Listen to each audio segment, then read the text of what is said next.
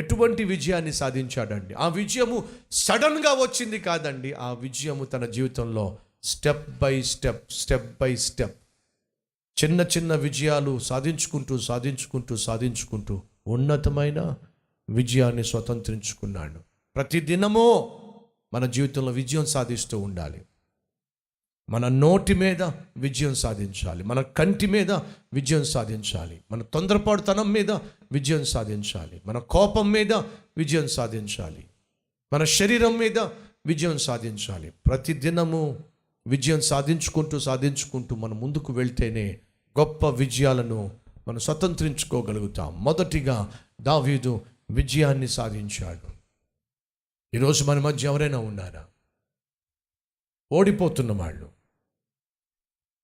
ఈరోజు మన మధ్య ఎవరైనా ఉన్నారా భయపడిపోతున్న వాళ్ళు? సౌలు ఓడిపోయాడు, భయపడిపోయాడు. కారణం చెప్తున్నాను, దేవుని తోడును సహవాసాన్ని సన్నిధిని కోల్పోయాడు. ఫలితంగా కుప్పకూలిపోయాడు, భయపడిపోయాడు, వణికిపోయాడు. కానీ అదే సమయంలో దావీదు గెలిచాడు, శత్రువును ఓడించాడు. కారణము యెహోవా తోడు కలిగి జీవించాడు. ఎప్పటి నుంచి? తన జీవితాన్ని దేవునికి అప్పగించినప్పటి నుంచి దేవుని తోడు కలిగి జీవించాడు. అలాంటి జీవితం నువ్వు జీవిస్తే ఎంత బాగుంటుంది. ప్రతి నిత్యము ప్రతి దినము యెహోవా తోడుగా కలిగిన జీవితం జీవిస్తే ఎంత బాగుంటుంది. అది నిన్ను ఉన్న స్థితిలో నుండి ఉన్నత స్థితికి తీసుకెళ్తుంది. అట్టి జీవితం నీకు కావాలి అని నువ్వు కోరుకుంటే ఎంత బాగుంటుంది. రెండవ విషయము వినయము. మొదటి సమూయేలు 17వ అధ్యాయము 49-50 వచనాలు చదువుతున్నాను. తన సంచిలో చెయ్యి వేసి అందులో నుండి రాయి ఒకటి తీసి వడిసెలలో విసిరి ఆ ఫిలిష్తీయుని నుదుట కొట్టెను. ఆ రాయి వాని నుదురు చొచ్చినందున వాడు నేలన బోర్లా పడెను. దావీదు ఫిలిష్తీయుని కంటే బలాఢ్యుడై ఖడ్గము లేకయే వడిసెలతోనూ రాతితోనూ ఆ ఫిలిష్తీయుని కొట్టి చంపెను. వాడు బోర్లా పడగా దావీదు పరిగెత్తిపోయి ఫిలిష్తీయుని మీద నిలుచుండి వాని కత్తి వరదూసి దానితో వాని చంపి వాని తలను తెగవేసెను. నువ్వు ఇప్పుడు నరకాలి కదయ్యా దావీదు.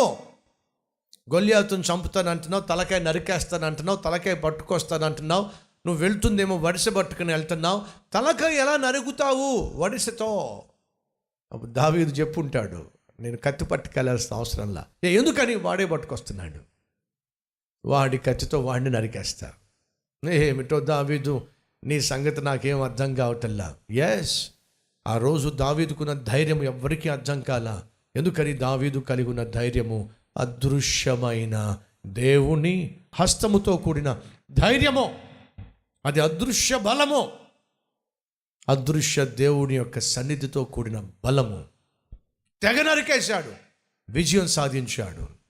అలా విజయం సాధించినటువంటి దావీదు ఏం చేశాడో ఒక ప్రాముఖ్యమైన అంశాన్ని మీతో పంచుకొని ముందుకెళ్తాను.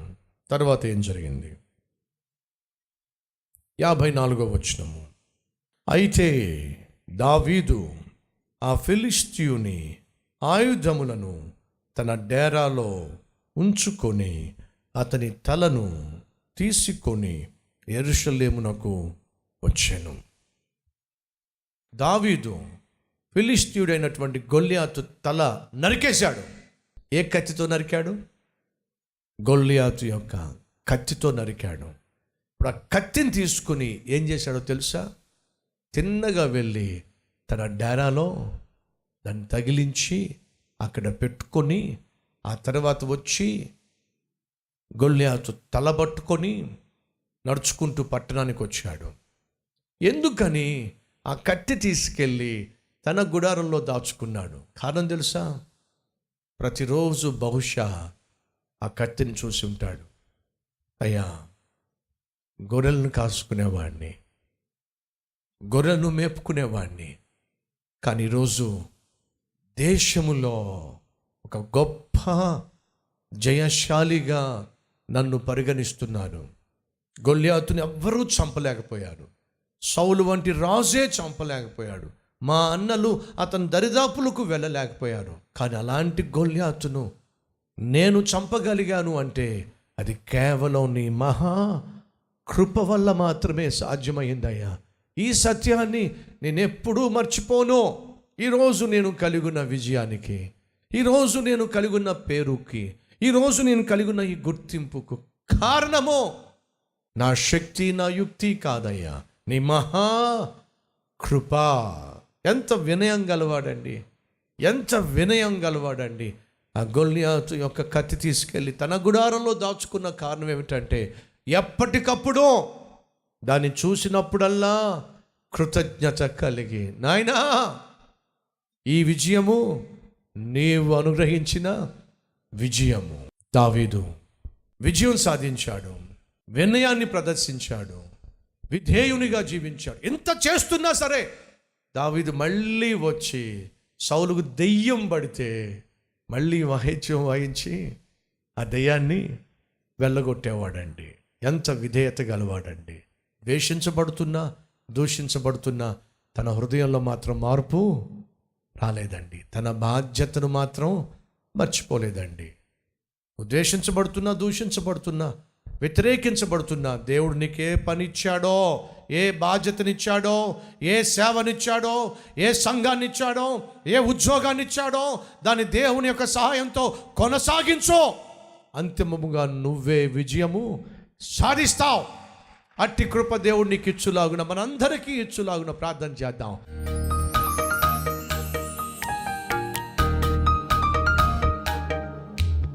మహాపరిశుద్ధుడు అయిన ప్రేమ కలిగిన తండ్రి, కొన్నిసార్లు మా జీవితంలో అర్థం కావడం లేదు నాయన, ఎందుకు ఇలా జరుగుతుందో.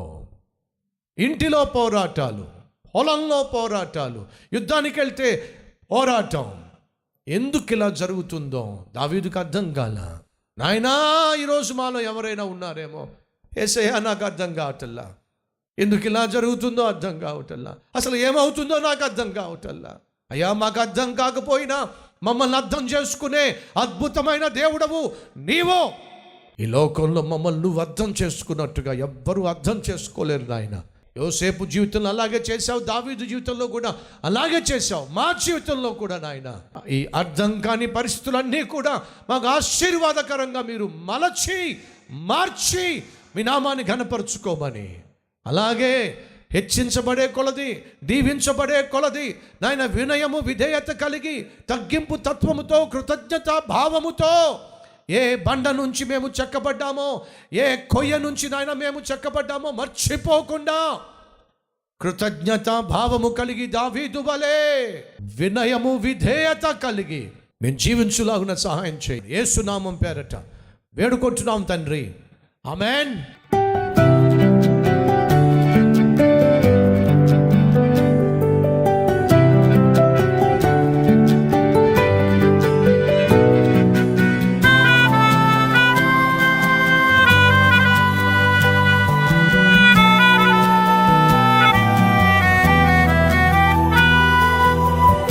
ఫ్రెండ్స్, ఈరోజు అందించిన ఈ క్లుప్త సందేశం మీకు నిజంగా ఆశీర్వాదకరంగా ఉంటే లైక్ చేయండి, 10 మందికి షేర్ చేయండి, అలాగే ఓ చక్కని కామెంట్ పెట్టి మీ యొక్క అభిప్రాయం తెలియచేయాల్సిందిగా కోరుతూ మళ్ళీ కలుసుకుందాం.